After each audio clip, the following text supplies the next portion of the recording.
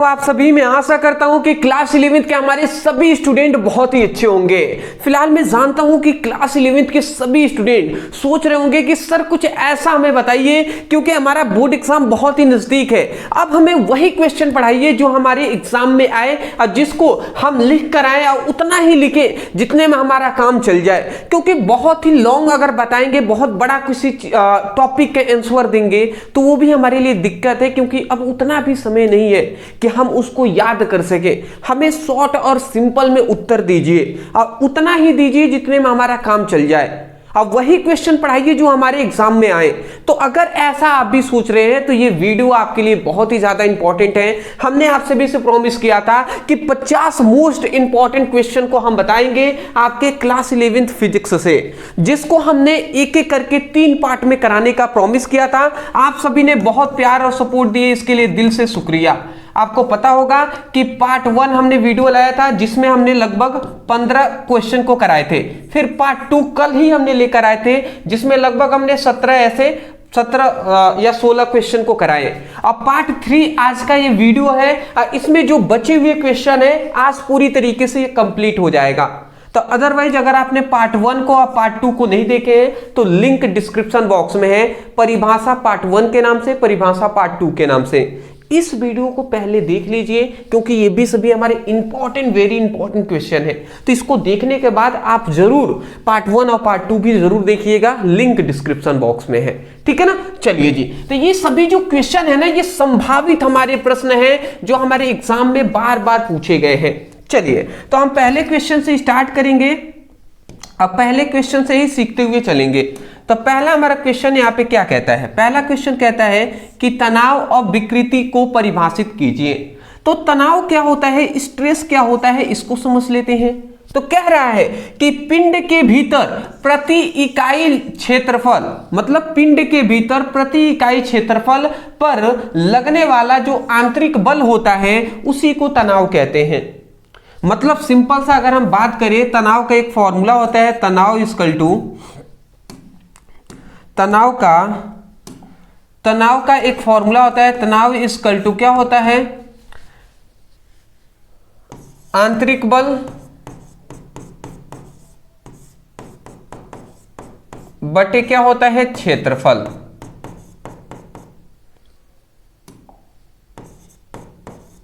ये एक फॉर्मूला होता है, आंतरिक बल बटे क्षेत्रफल, ये हमारा फॉर्मूला होता है। अब इसको आप सभी को याद करने की आवश्यकता है, ठीक है ना। ये देख लीजिए, तनाव बराबर आंतरिक बल बटे क्षेत्रफल होता है। मैं यहां पे कह रहा हूं कि ये जो हमारा क्षेत्रफल है, कोई ना कोई वस्तु होगा, उसी का तो क्षेत्रफल होगा ना।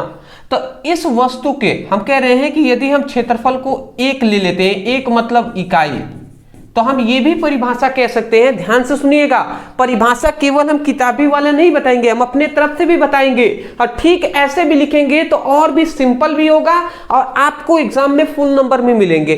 तो या तो आप ये कह दीजिए कि पिंड के भीतर प्रति इकाई क्षेत्रफल पर लगने वाला आंतरिक बल तनाव कहलाता है, या आप ये कह दीजिए, ध्यान से सुनेंगे, आप ये कह दीजिए कि एक को हम क्या कहते हैं, इकाई कहते हैं। तो इकाई, एक को आप क्या कह सकते हैं, इकाई कह सकते हैं ना। तो इकाई क्षेत्रफल वाले पिंड पर लगने वाले आंतरिक बल को तनाव कहते हैं।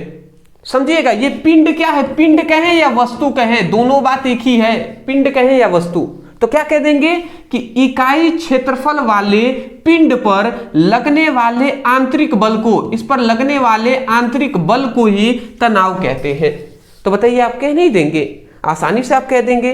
तो मैं आशा करता हूं समझ के होंगे। तो ये परिभाषा आप शॉर्ट में लिख लीजिएगा। यहां पे इसका अगर मात्रक की बात किया जाए तो इसका मात्रक याद रखेंगे, न्यूटन प्रति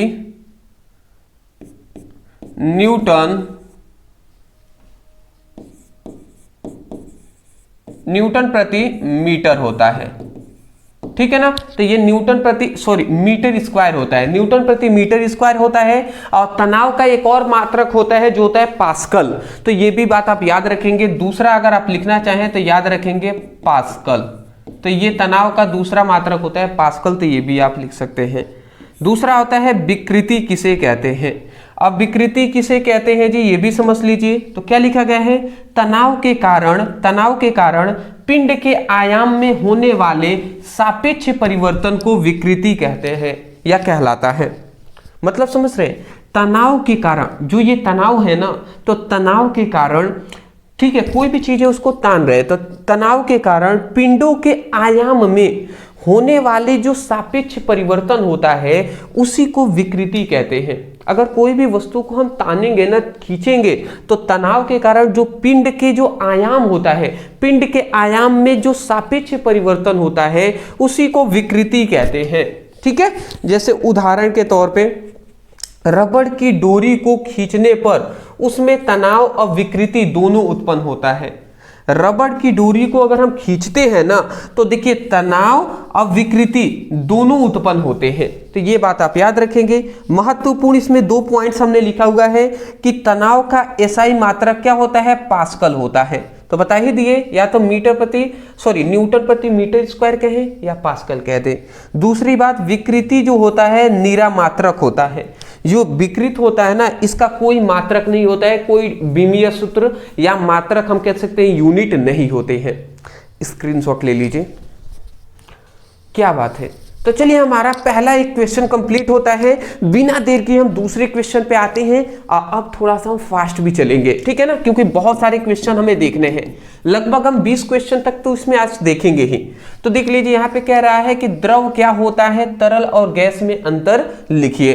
तो द्रव क्या होते हैं जी, तो जो पदार्थ बहने की क्षमता रखता है, जो पदार्थ बहने की फ्लो करने की क्षमता रखता है उसी को द्रव कहते हैं।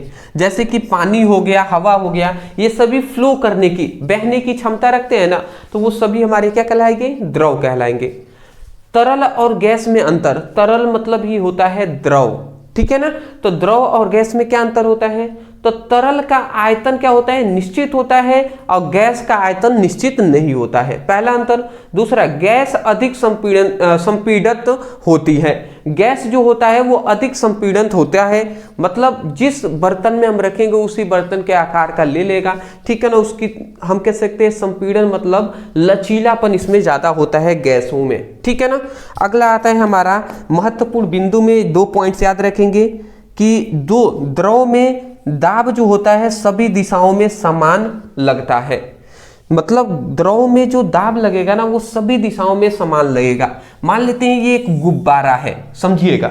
अब ये एक गुब्बारा है, अगर हम इस गुब्बारे में पानी को भर दिए हैं, इस गुब्बारा है और गुब्बारे में हमने क्या कर दिया है, पानी को भर दिए हैं। और हम क्या लगा देते हैं, हम इधर से ऊपर से हम इस ओर दाब लगाते हैं। तो मान लेते हैं यहाँ पे हम दाब लगाएंगे ना, जो दाब मतलब प्रेशर हम लगाएंगे, मान लेते हैं यहाँ पे हम प्रेशर लग रहे हैं, दाब लगा रहे हैं, तो केवल दाब यहीं पे नहीं लगेगा, जितना दाब अगर यहाँ पे लगेगा उतना ही दाब यहाँ पर भी लगेगा, उतना ही दाब यहाँ पे, यहाँ पर लगेगा। मतलब द्रव में दाब सभी दिशाओं में समान ही लगता है। दूसरी बात, द्रव में अणुओं के बीच बल कम लगता है। द्रव में ना अणुओं के बीच बल कम लगता है, ये बात आप याद रखेंगे, इसलिए इसके कण थोड़ी दूर दूर पर होते हैं। फिलहाल उतना डीप में नहीं जाएंगे। स्क्रीनशॉट, क्या बात है, बहुत ही अच्छी बात है। अगला हमारा आता है 34 नंबर। हमारा क्वेश्चन क्या कहता है कि द्रव का घनत्व और द्रव्यमान को परिभाषित कीजिए। अब घनत्व क्या होता है, द्रव्यमान क्या होते हैं, समझ में तो आ रहा है ना, समझेंगे जी, समझेंगे। बस मैं ये चाहता हूं ना कि आपको हम उतना ही तैयार करा दें जितने में आपके एग्जाम में जब बैठे ना तो कहें कि हाँ सर ने पढ़ाया था और आ गया। बस मैं यही दिल में ख्वाहिश रखकर ये जो सफलता बैच है हमने लॉन्च किया हुआ है। मैं आपको बता दूं, अभी भी बहुत सारे स्टूडेंटों में से कुछ स्टूडेंट ऐसे हैं जो सीरियस नहीं है, जिनको पढ़ाई में मजा नहीं आ रहा है। तो बाबू, मजाक लेने वाली बात नहीं है, पढ़ाई मजा नहीं है दोस्त, पढ़ाई एक जिम्मेदारी है। मैं हमेशा से कहता हूं, पढ़ना आप सभी की जिम्मेदारी है और आप अपनी जिम्मेदारी से भाग नहीं सकते। समझ रहे हैं ना, जिम्मेदारी से कभी भी भाग नहीं सकते, आपको अपनी जिम्मेदारी को निभाना पड़ेगा। तो देखिए, हम क्या है, मैं ये कहूंगा ना, मैं पढ़ाई में इंजॉयमेंट लेने नहीं आया हूं, और ना ही मुझे आता है कि कुछ हम ऐसे थोड़ा जोक कर ले कि थोड़ा हंसी आ जाए, ऐसा नहीं है दोस्त। मुझे आता ही नहीं है।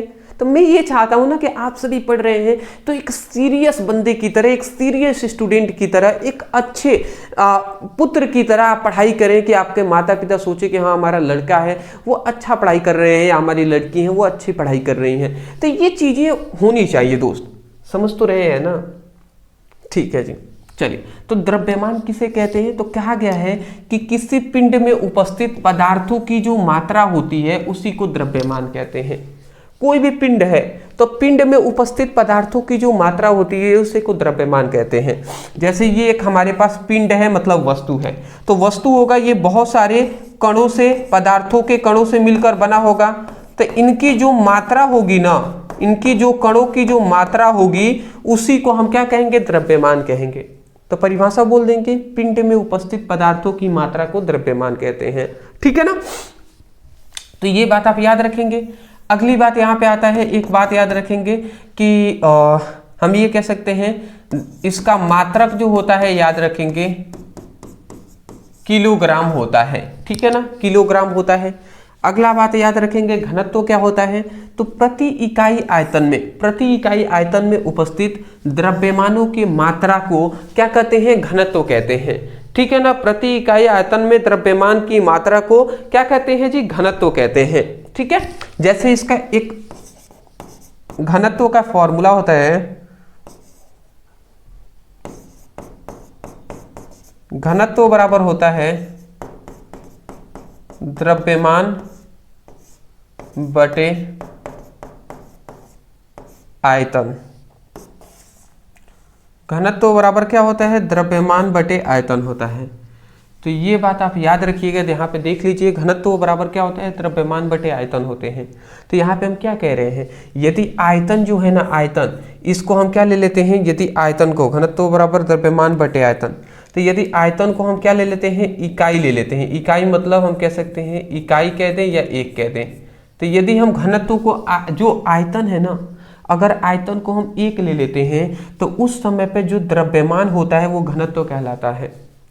मतलब हम ये कह सकते हैं कि कोई भी हमारे पास वस्तु है या पिंड है, उसका जो आयतन है वो क्या है? 1 मीटर क्यूब है। ठीक है ना? मतलब इकाई है। तो हम ये कह सकते हैं परिभाषा में, या तो ये कह दीजिए प्रति इकाई आयतन में, प्रति इकाई आयतन में उपस्थित जो द्रव्यमानों की मात्रा होती है उसे घनत्व कहते हैं।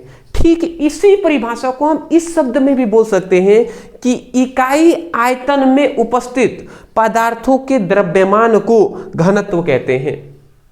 समझ रहे हैं? हम क्या कहेंगे? इकाई आयतन में उपस्थित, इकाई आयतन वाले पदार्थ में उपस्थित, ये क्या है? पदार्थ है।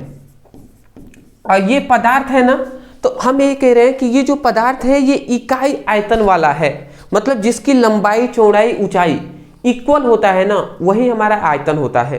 तो हम यही कह रहे हैं कि इकाई आयतन वाले पदार्थ में उपस्थित द्रव्यमानों की मात्रा को घनत्व कहते हैं। तो बोल देंगे आप, तो ये आप लिख लीजिएगा। यहाँ पे घनत्व का मात्रक क्या होता है? तो इसका मात्रक क्या हो जाएगा? द्रव्यमान का मात्रक होता है किलोग्राम और प्रति आयतन का मात्रक होता है मीटर क्यूब। तो किलोग्राम प्रति मीटर क्यूब हो जाएगा। तो यहाँ पे ये आप इतना लिख लीजिएगा। महत्व बिंदु में क्या लिखा गया है? घनत्व का एसआई मात्रक किलोग्राम प्रति मीटर क्यूब होता है। ताप बढ़ाने पर घनत्व घटता है। जितना आप ताप बढ़ाएंगे घनत्व घटेगा जी। क्यों? क्योंकि उनके कणों के बीच गतिज ऊर्जा ज्यादा बढ़ जाती है। अब क्यों बढ़ती है, कैसे बढ़ती है, उतना डिटेल में नहीं जाएंगे, समय हमारे पास लिमिट है ना, कम है। चलिए अगला हमारा आता है कि द्रव का दाब क्या है, इसका मात्रक और सूत्र लिखिए। अब हम इस पर भी बात करेंगे। थोड़ा सा मैं आपसे एक चीज मांगूंगा, क्या आप वो देंगे? हाँ जी, मैं कुछ ज़्यादा विशेष कर नहीं मांगूंगा। हर बार से मैं यही कहता हूं, एक ही चीज हम मांगते हैं, ये। क्या आप ये कर देंगे? ये आप कर देंगे तो बहुत बहुत शुक्रिया आप सभी का। नहीं भी करेंगे तो कोई दिक्कत नहीं है, बट मुझे विश्वास है सभी स्टूडेंट करेंगे। हम आपके लिए सफलता बैच लॉन्च किए हैं, सफलता बैच लॉन्च किए हैं, ये तो बात आपको पता ही होगा। अब वो भी कितने में? वो भी मात्र हमने लॉन्च किया है, मात्र हमने लॉन्च किया है 0 रुपए में। तो मैं इतना सिर्फ कहूँगा कि मेरे बैच का थोड़ा सा मान रख लीजिएगा। इस बैच का मैं प्राइस के तौर पे मैं कह सकता हूँ कि चैनल को सब्सक्राइब कर दीजिएगा, सपोर्ट जितना हो सके कर दीजिएगा, अपने सभी दोस्तों को इस चैनल के बारे में बताइएगा, जिससे कि क्लास 11th की जो हमारी स्टूडेंट है वो पढ़ाई कर सके। और अब हमारे क्लास 12th में जा रहे हैं, तो क्लास 12th में तो हम बेहतर तरीके से 5वीं बार हम रिविजन करा रहे हैं क्लास 12th को। आपको तो पता भी होगा हमारे मेन चैनल जिसका नाम है क्या है, ओनली, जिसका नाम है ब्रदर सर, ये हमारा मेन चैनल है जिस पर 1.5 लाख मतलब 1.5 के कंप्लीट होने वाले हैं, मतलब सॉरी 1.50, ठीक है ना, मतलब हम ये कह सकते हैं 1.5 लाख कंप्लीट होने वाले हैं, मतलब 1,49,000 ऐसे कुछ हो गए हैं, जल्दी वो भी कंप्लीट हो जाएंगे। तो मैं इतना कहूँगा ब्रदर सर जो चैनल है ये ओनली क्लास 12th के स्टूडेंट के लिए है, जहाँ पर सभी UP board, MP board, Bihar board, Jharkhand board, Rajasthan board सभी के लिए यहाँ पे हम तैयारी कराते हैं, फिजिक्स, केमिस्ट्री, हिंदी, इंग्लिश का। तो मैं इतना जरूर कहूँगा कि क्लास 11th का इस चैनल पर बेहतर तैयारी कीजिए, और क्लास 12th में जाने वाले हैं तो उस पर भी जाकर चैनल को सब्सक्राइब कर लीजिए अभी से ही, जिससे आप ये भी देख लीजिए कि हाँ आपके एग्जाम जो क्लास 12th में पढ़ रहे हैं अभी स्टूडेंट, उनको क्या हम बेहतर तैयारी करा रहे हैं, उनको वैल्यूएबल कंटेंट हम दे रहे हैं जो आपको भी मिलेगा जब आप आएंगे क्लास 12th में और आपका भी एग्जाम आएगा। तो इसलिए मैं कहूँगा कि इस चैनल पे भी जाकर चैनल को सब्सक्राइब कीजिएगा और थोड़ा सा देखिएगा, ठीक है ना। होता है ये कि थोड़ा स्टूडेंट ना शुरू में आते हैं तो सर से हमसे कहते हैं कि सर कंप्लीट हो जाएगा कोर्स कंप्लीट कर देंगे क्लास 12th में जब आते हैं इस चैनल पे। तो मैं यही कहूँगा कि अगर आपको नहीं पता तो मैं आपको बता दूं, 5वीं बार हमने फिर से सफलता बैच फ्री में लॉन्च किया हुआ है, अंतिम प्रहार के नाम से हमने लॉन्च किया है ब्रदर सर पर। 5वीं बार हम रिवीजन करा रहे हैं फिजिक्स, केमिस्ट्री, हिंदी, इंग्लिश का।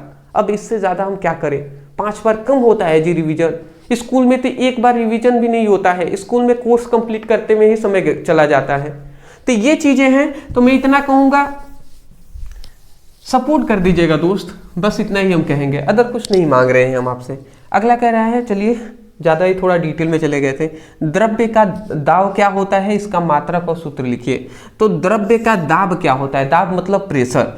तो द्रव्य द्वारा, द्रव्य मतलब पानी जैसे समझ लीजिए, तो द्रव्य द्वारा सतह पर लगाया गया जो बल होता है वही हमारा क्या कहलाता है, वही हमारा द्रव्य का दाब कहलाता है। द्रव्य के द्वारा सतह पर लगाया गया जो बल होता है उसी को द्रव्य का दाब कहते हैं, या इससे भी सिंपल हमने यहाँ पे परिभाषा कर दिया है, यह भी देख लीजिए कि द्रव्य में प्रति इकाई क्षेत्रफल पर लगने वाले बल को हम क्या कहते हैं, दाब कहते हैं, ठीक है ना। दाब बराबर क्या होता है, जैसे हम ये भी कह सकते हैं, दाब बराबर क्या होता है, बल बटे क्या होता है, क्षेत्रफल होता है। तो हम क्या पढ़ रहे हैं, द्रव का दाब पढ़ रहे हैं ना, द्रव का दाब पे। तो हम यही कह सकते हैं कि हम ये अगर मान लेते हैं क्षेत्रफल को हम एक इकाई मान लेते हैं, एक मान लेते हैं, एक मतलब इकाई, तो इकाई क्षेत्रफल वाले द्रव पर लगने वाले बल को हम क्या कहते हैं, दाब कहते हैं। मतलब कोई ऐसा द्रव है, ऐसा कोई द्रव है जिसमें पानी मतलब द्रव भरा गया है और इसका जो क्षेत्रफल है वो इकाई है। तो हम यही कह रहे हैं कि इकाई क्षेत्रफल वाले द्रव पर लगने वाले बल को दाब कहते हैं। समझ गए हैं ना, तो इतना ही आपको लिख देना है, तो ये आप लिख लीजिएगा। उसके बाद मैं यहाँ पे बता दूं, उसके बाद एक चीज और बता दें हम कि मात्रक, इसका मात्रक क्या होता है, तो इसका मात्रक होता है न्यूटन प्रति मीटर स्क्वायर, न्यूटन प्रति मीटर स्क्वायर होता है, तो ये आप याद रखेंगे, ठीक है ना। अगला आता है हमारा कि इसका उदाहरण क्या है, तो गहरे पानी में गोताखोर पर अधिक दाब होता है। जब गहरे पानी में गोताखोर जाते हैं ना, तो पानी के कारण उन पर दाब, प्रेशर जो होता है ना, वो नीचे की ओर बहुत ज़्यादा लगने लगता है, प्रेशर ज़्यादा होता है।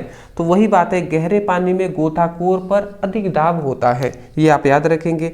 तो ये आपको याद रखना है, दाब का 2 सूत्र होता है, वही अभी हमने जो बताया, दाब बराबर बल बटे क्षेत्रफल, बल बटे क्षेत्रफल यही, या आप यहाँ पे भी लिख सकते हैं P बराबर H म्यू जी होता है। तो ये दोनों आपको फॉर्मूले भी याद कर लेना है।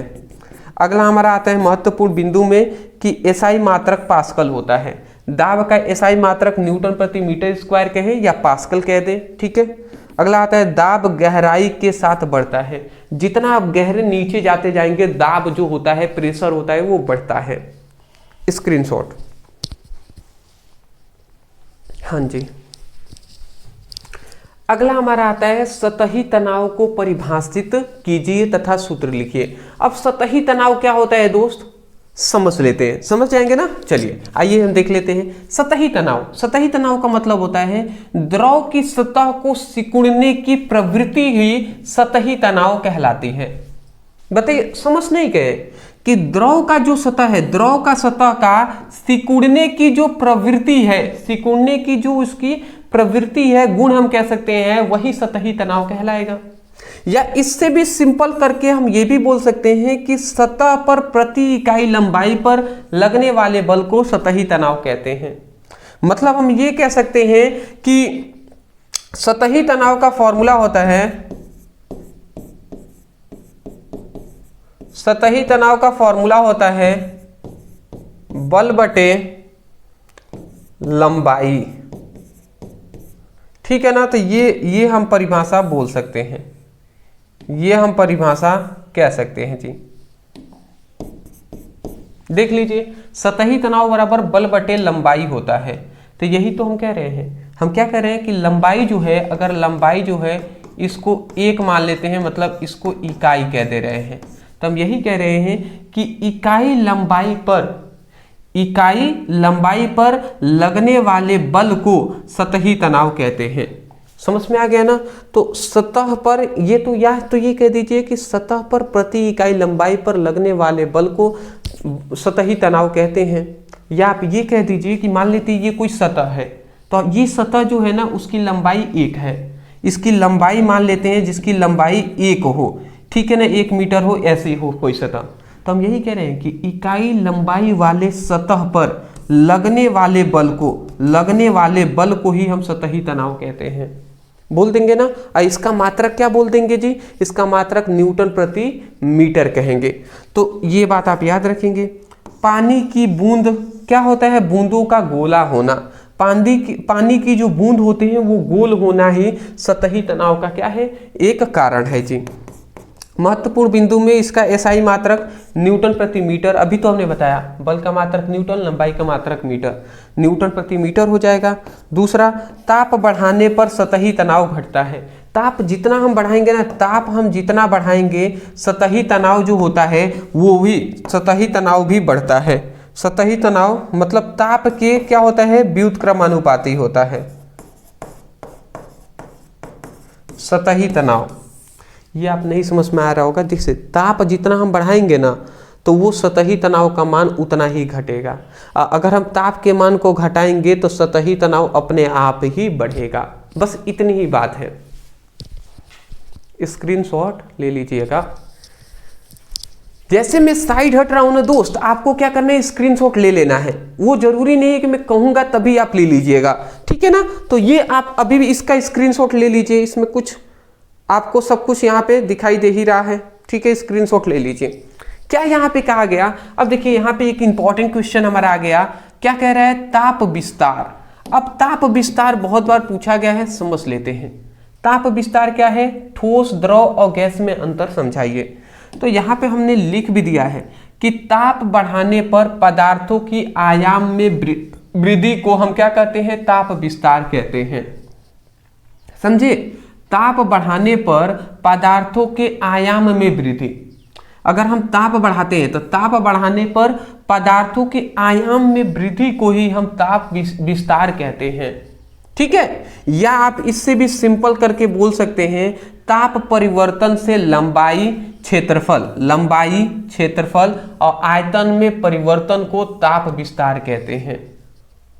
मतलब ताप परिवर्तन से, ताप में अगर मान लेते हैं ये एक पदार्थ है, अगर हम इसको हम क्या देते हैं, ताप देते हैं, इसको हम गर्म करते हैं। तो गर्म करेंगे तो इसकी लंबाई में, इसकी क्षेत्रफल में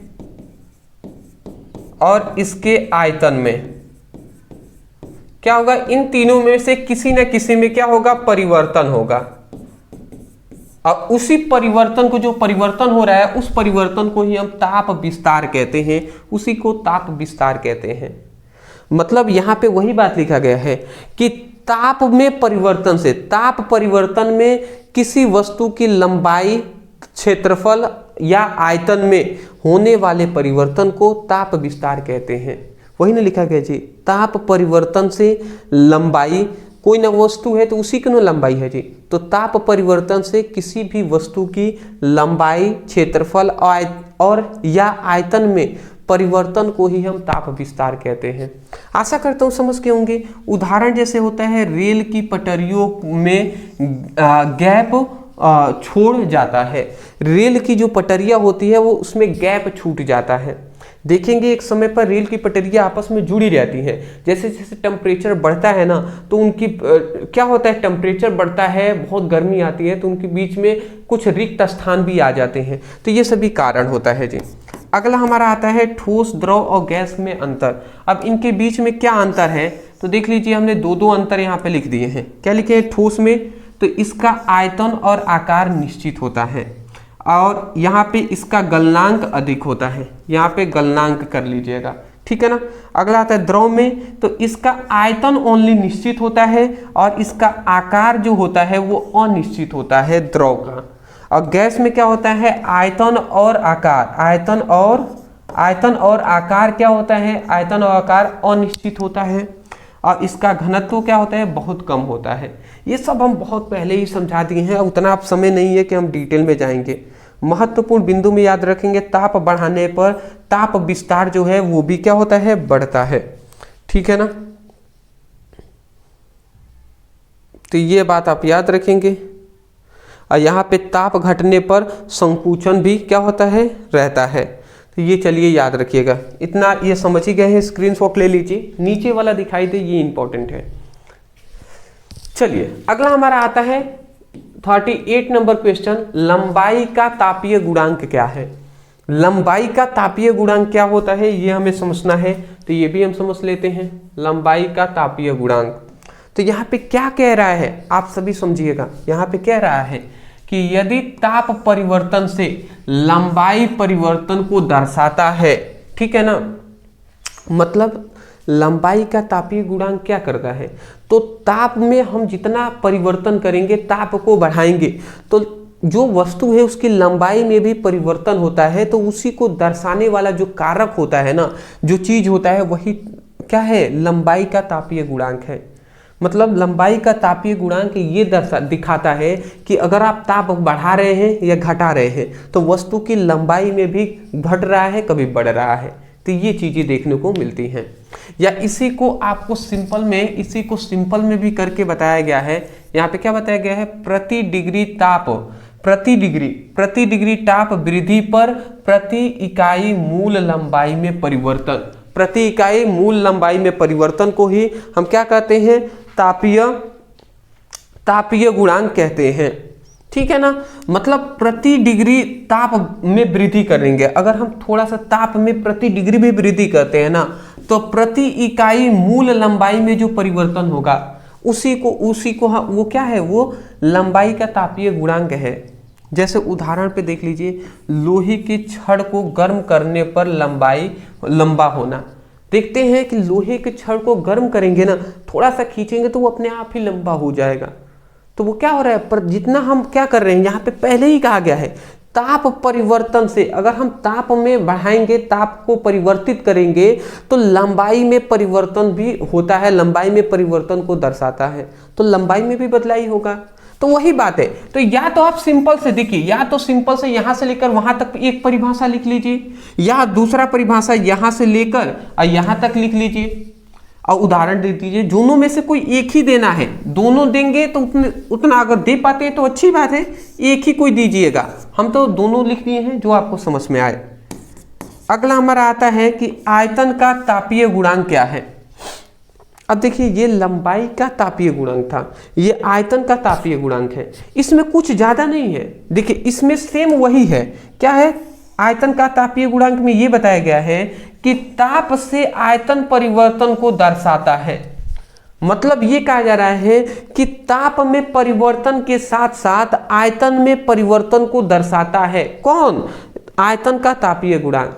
मतलब हम ये परिभाषा अच्छे से बोले तो ये कह सकते हैं कि वह कारक जो ताप में परिवर्तन से आयतन में परिवर्तन को दर्शाता है, तो उसी को हम क्या कहते हैं? आयतन का तापीय गुणांक कहते हैं। एक बार और सुन लीजिए, वह कारक, कारक मतलब वही चीजें हम, तो वह कारक जो ताप में परिवर्तन से आयतन में परिवर्तन को दर्शाता है, तो वही क्या है? वह कारक ही ताप का आयतन गुणांक है। या इसको हम लिख सकते हैं कि प्रति डिग्री ताप वृद्धि पर प्रति इकाई मूल आयतन में परिवर्तन को क्या कहते हैं? आयतन का तापीय गुणांक कहते हैं। जैसे गर्म पानी का फैलना, अब गर्म पानी होता है तो वो भी देखेंगे तो फैल जाता है, तो वो भी क्या है? हमारा आयतन का तापीय गुणांक है। अच्छी बात है, आपने बिना कहे स्क्रीनशॉट ले लिए, अच्छी बात है जी। देखिए हम इसी तरीके से एक एक करके हम देखते हुए चलेंगे। अभी हम आ गए ना, धीरे धीरे ही सही, बट हम आ गए 40 नंबर क्वेश्चन पे। ऐसे ही धीरे धीरे ही सही, बट हम आगे भी बढ़ेंगे और अदर जो भी क्वेश्चन है इसको भी देखेंगे जी। क्या कह रहे हैं? ऊष्मागतिकी क्या है? ऊष्मागतिकी क्या है? बहुत बार हमने बताया है, देख लीजिए। ऊष्मा, कार्य और ऊर्जा के संबंधों का अध्ययन करना ही ऊष्मागतिकी कहलाता है। समझ रहे हैं ना? किसी भी वस्तु में ऊष्मा का, ऊर्जा का, ऊष्मा, कार्य और ऊर्जा, इन तीनों के बीच का संबंधों का अध्ययन करना ही, संबंधों का अध्ययन करना ही, स्टडी करना ही क्या कहलाता है? स्टडी करना ही ऊष्मागतिकी कहलाता है। ऊष्मा, कार्य और ऊर्जा के संबंधों के का अध्ययन करना ही क्या कहलाता है? ऊष्मागतिकी कहलाता है। उदाहरण यहाँ पे या हमने लिख दिया है कि ऊर्जा के एक रूप से दूसरे रूप में परिवर्तन का विज्ञान को ही ऊष्मागतिकी कहते हैं।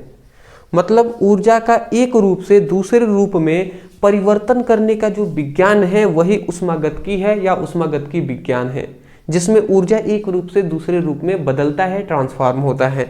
ठीक है, चलिए आशा करता हूं कि इतनी बात समझ के होंगे। इसको अब इरेज हम कर देते हैं। जैसे भाप इंजन, ये एक ऊष्मागतिकीय पर ही आधारित है। अगला हमारा यहाँ पे 2 पॉइंट्स है, इसको देख लीजिए। महत्वपूर्ण बिंदु में पहला है, यह ऊर्जा संरक्षण नियमों के अनुकूल है। मतलब क्या है? यह ऊर्जा संरक्षण के नियमों के क्या है? अनुकूल है। कौन? ऊष्मागतिकी ऊर्जा संरक्षण के नियमों का पालन करती है। दूसरी बात, ताप और कार्य के संबंध होता है। ताप और कार्य में संबंध होता है। इसमें क्या होता है? ताप में और कार्य में इन दोनों के बीच रिलेशन पाया जाता है, संबंध पाया जाता है। स्क्रीनशॉट, अच्छी बात है अगर आप स्क्रीनशॉट लेते हुए चल रहे हैं और सीरियस होकर पढ़ाई कर रहे हैं। मैं दिल से आप सभी को सैल्यूट कर रहा हूं दोस्त। देखिए पेशेंस ना बहुत ही ज़्यादा इंपॉर्टेंट है सफलता के लिए। सफलता के लिए ज़रूरी है कि सभी के पास पेशेंस हो, धैर्य हो। जब तक वो धैर्य हासिल नहीं करेंगे तब तक वो खुद सफल ना हो पाएंगे और ना ही अपने माता पिता को वो खुशी दे पाएंगे। इसलिए मैं कहता हूँ धैर्य रखिए, पढ़ाई कीजिए, मेहनत कीजिए, अच्छे कर्म कीजिए और अपने माता पिता का नाम रोशन कीजिए। समझ तो रहे हैं ना दोस्त?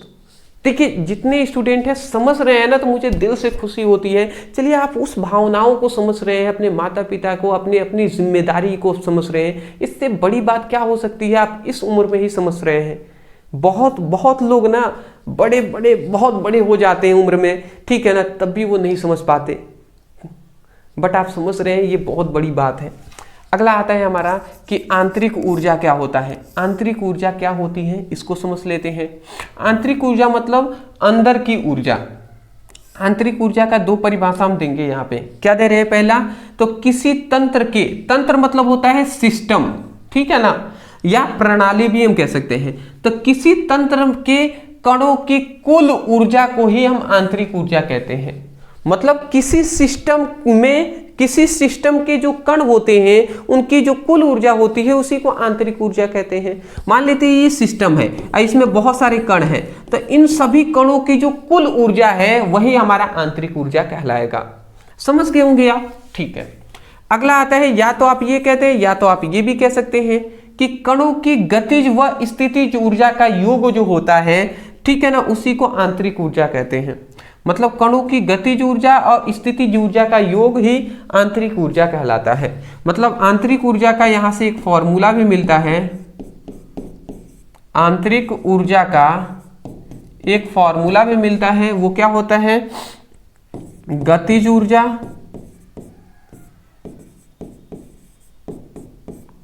प्लस स्थितिज ऊर्जा।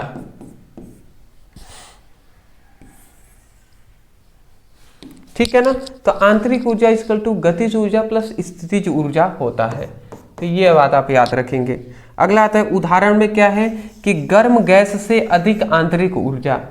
देख रहे, समझिएगा, गर्म गैस से अधिक आंतरिक ऊर्जा निकलता है क्योंकि उसमें गतिज ऊर्जा बहुत ज़्यादा होता है, इसीलिए। अगला हमारा आता है महत्वपूर्ण बिंदु क्या होता है? तो यहाँ पे महत्वपूर्ण बिंदु में याद रखेंगे ताप पर निर्भर करता है। आंतरिक ऊर्जा जो होता है वो ताप पर निर्भर करता है। अगला आता है, यह अवस्था फलन होता है, मतलब ये अवस्थाओं पर निर्भर करता है। ये बात आप याद रखेंगे, स्क्रीनशॉट बाबू ले लीजिएगा, ठीक है ना। अगला हमारा आता है एक नेक्स्ट क्वेश्चन जो बहुत ज़्यादा इंपॉर्टेंट है, जो है कार्य और ऊष्मा को परिभाषित कीजिए। अब बताइए कार्य किसे कहते हैं? तो हमने कितनी बार बताया है कि किसी वस्तु पर लगाया गया बल और वस्तु, ये वास्तु हो गया है, तो वस्तु के विस्थापन के गुणनफल को कार्य कहते हैं। मतलब कार्य बराबर होता है, कार्य बराबर होता है बल गुणे विस्थापन, यही होता है ना। कार्य बराबर क्या होता है? बल गुणे विस्थापन होता है। कार्य बराबर बल गुणे विस्थापन, किसी वस्तु पर लगाया गया बल और वस्तु के विस्थापन के गुणनफल को कार्य कहते हैं। ठीक है, तो ये बात आप याद रखेंगे, किसी वस्तु पर लगाया गया बल और विस्थापन के गुणनफल को विस्थापन के गुणनफल को कार्य कहते हैं। आशा करता हूं समझ के होंगे। इसका मात्रक क्या होता है? इसका मात्रक क्या होता है? तो इसका मात्रक होता है न्यूटन इंटू मीटर। तो ये इसका मात्रक याद रखेंगे। अगला आता है हमारा ऊष्मा क्या होता है? तो तापांतर के कारण उत्पन्न ऊर्जा को ही हम ऊष्मा कहते हैं। देखिए, तापांतर के कारण मतलब ताप में वृद्धि करेंगे तो तापांतर के कारण उत्पन्न जो ऊर्जा होगा उसी को ऊष्मा कहते हैं। ठीक है ना? तो ये बात आप याद रखेंगे, उसी को हम क्या कहते हैं? ऊष्मा कहते हैं। उदाहरण के तौर पर पिस्टन का चलना, जो पिस्टन होता है उसका चलना ही क्या कहलाता है? वो भी हमारा ऊष्मा ही कहलाएगा। ऊष्मा का यहाँ पे ये तो कार्य का नीचे यहाँ पे फॉर्मूला यही बात लिख दिया गया है। ऊष्मा का यहाँ पे कोई फॉर्मूला नहीं है, ये आप याद रखेंगे। और यहाँ पे महत्वपूर्ण बिंदु में एक चीज याद रखेंगे कि दोनों ऊर्जा का ही रूप है। मतलब कार्य और ऊष्मा दोनों ही ऊर्जा का रूप है और पथ पर निर्भर करते हैं, मतलब ये रास्तों पर निर्भर करते हैं जी। स्क्रीनशॉट, अच्छी बात है। अगला हमारा आता है वास्तविक गैस और आदर्श गैस क्या होते हैं। वास्तविक गैस और आदर्श गैस क्या होते हैं, इन दोनों का अंतर बताना है। वास्तविक गैस का मतलब कि जो गैस, ठीक है ना, जो गैस के नियमों का पूर्ण पालन नहीं करता है, ठीक है ना, पूर्ण पालन नहीं करता है, उसे वास्तविक गैस कहते हैं। मतलब जो गैस नियमों का पूर्ण रूप से पालन नहीं करता है, इसको फॉलो नहीं करता है, उसे हम वास्तविक गैस कहते हैं। जैसे हवा और ऑक्सीजन, ये गैसों के जो पूर्ण नियम है इसको पालन नहीं करते। आदर्श गैस का मतलब क्या होता है? जो गैस सभी परिस्थितियों में गैस नियमों का पूर्ण पालन करते हैं उसे आदर्श गैस कहते हैं। आदर्श गैस का एक यहाँ पे आदर्श गैस में एक फॉर्मूला है, इसको याद रखेंगे, PV = nRT, ये आप याद रखेंगे। जहां पर ये क्या है जी? P क्या है? दाब है, V है आयतन, यहां पे n क्या है, मोलों की संख्या। किसकी मोलों की, गैसों की मोलों की संख्या है। r क्या है, गैस नियतांक।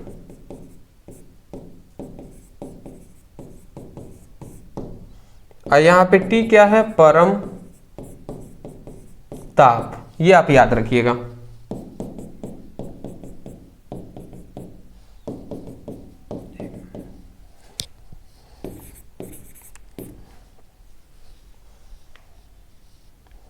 सरल आवर्त काल क्या होते हैं, सरल आवर्त गति क्या होते हैं, तो समझ लेते हैं। संतुलन स्थिति के चारों ओर आगे पीछे होने वाली आवर्तीय गति को सरल आवर्त गति कहते हैं। ठीक है ना, सरल आवर्त गति कहते हैं। क्या कह रहा है, संतुलन स्थिति में, संतुलन की स्थिति में मतलब संतुलन स्थिति के चारों ओर आगे पीछे होने वाली आवर्तीय गति को ही सरल आवर्तीय गति, आवर्त गति कहते हैं। जैसे सरल पेंडुलम, इसकी जो क्या होते हैं, आगे पीछे होने वाली आवर्तीय गति होता है, उसी को हम सरल आवर्तीय गति कहते हैं। स्क्रीनशॉट। अगला हमारा आता है कि आवृत्ति और कोणीय आवृत्ति क्या है। तो आवृत्ति किसे कहते हैं जी, आवृत्ति। तो यहाँ पे आवृत्ति हमने लिखा है कि क्या लिखे हैं, प्रति सेकंड होने वाले दोलनों की संख्याओं को ही हम आवृत्ति कहते हैं। प्रति सेकंड होने वाली दोलनों की संख्याओं को ही आवृत्ति कहते हैं। सिंपल सा है। तो ये आप याद रखेंगे कि प्रति सेकंड होने वाली दोलनों की संख्या को ही हम आवृत्ति कहते हैं। ठीक है, ये आप याद रखिएगा, सिंपल सा है। ठीक है, दूसरा हमारा आता है कोणीय आवृत्ति। अब कोणीय आवृत्ति क्या होता है, तो एक सेकंड में होने वाले कोणीय विस्थापन को ही हम कोणीय आवृत्ति कहते हैं। एक सेकंड में होने वाली, एक सेकंड में होने वाली कोणीय आवृत्ति को ही हम क्या कहते हैं, एक सेकंड में होने वाली कोणीय विस्थापन को ही कोणीय आवृत्ति कहते हैं। और कोणीय आवृत्ति का एक फॉर्मूला होता है जो होता है omega equal to 2 pi f होता है। ये आप याद रखेंगे। ओहो सॉरी, ये आप याद रखिएगा। कोणीय आवृत्ति का एक फॉर्मूला है omega equal to 2 pi f, जहां ये क्या है, यही है कोणीय आवृत्ति। कोणीय आवृत्ति। और यहां पे f क्या है, f है आवृत्ति। f क्या है, आवृत्ति है। ठीक है, अगला आता है, अगला हमारा ये हमने देख लिया। अगला आता है पेंडुलम का आवर्तकाल और सूत्र लिखिए। पेंडुलम का आवर्तकाल क्या होता है जी, तो पेंडुलम का आवर्तकाल को अगर हम देखें तो पेंडुलम द्वारा एक पूर्ण दोलन में लिया गया समय को ही हम उसका आवर्तकाल कहलाता है। पेंडुलम का आवर्तकाल का मतलब होता है पेंडुलम द्वारा एक पूर्ण चक्र में लिया गया जो समय होता है, जितना समय लगेगा एक पूर्ण चक्र में, मतलब एक पूर्ण चक्र में लगा जितना समय होता है उसी को उसका आवर्तकाल हम कहते हैं। ठीक है ना, यह बात आप याद रखेंगे। अगला हमारा आता है सरल दोलन और वृत्तीय गति में अंतर लिखिए। सरल दोलन और वृत्तीय गति में अंतर लिखिए। तो ये क्या होता है जी, सरल दोलन का मतलब क्या होता है, तो यहाँ पे हमने लिख दिया है संतुलन स्थिति के दोनों ओर होने वाले आगे पीछे की गति दोलन सरल दोलन कहलाता है। समझ रहे हैं ना, संतुलन स्थिति के दोनों ओर होने वाले आगे पीछे की जो गति होता है उसी को हम सरल दोलन कहते हैं। अगला आता है वृत्तीय गति, मतलब जब कोई पिंड वृत्ताकार पथ पर गति करे तो उसे हम वृत्तीय गति कहते हैं। जब कोई पिंड वृत्ताकार पथ पर गति करता है ना, जब कोई पिंड वृत्ताकार पथ पर गति करता है उसे वृत्तीय गति कहते हैं। तो अब इसमें कुछ बताने वाला तो है नहीं, इतना तो बेसिक बात है, आप सभी जानते ही हैं। ठीक है ना, चलिए जी, यहाँ पे एक चीज है जिसका आपको फॉर्मूला पता होना चाहिए। एक फॉर्मूला है जिसको आप याद कर लेंगे तो अच्छा रहेगा। चलिए, ये सब तो आप देख ही लिए, ये सब परिभाषा कुछ है नहीं इसमें, बस थोड़ा सा एक बार पढ़ेंगे लिखेंगे इसको याद हो जाएगा। बस एक पेंडुलम का आवर्तकाल का एक फॉर्मूला है जो आपसे ज्यादातर पूछ लिया जाता है, जो होता है पेंडुलम का आवर्तकाल t इक्वल टू 2 पाई और रूट में यहाँ पे है L/g। तो ये हमसे ये फॉर्मूला पूछ लिया जाता है, जहाँ यही है हमारा पेंडुलम का आवर्त काल। ये पेंडुलम का आवर्त काल है। L क्या है? L है पेंडुलम की प्रभावकारी लंबाई।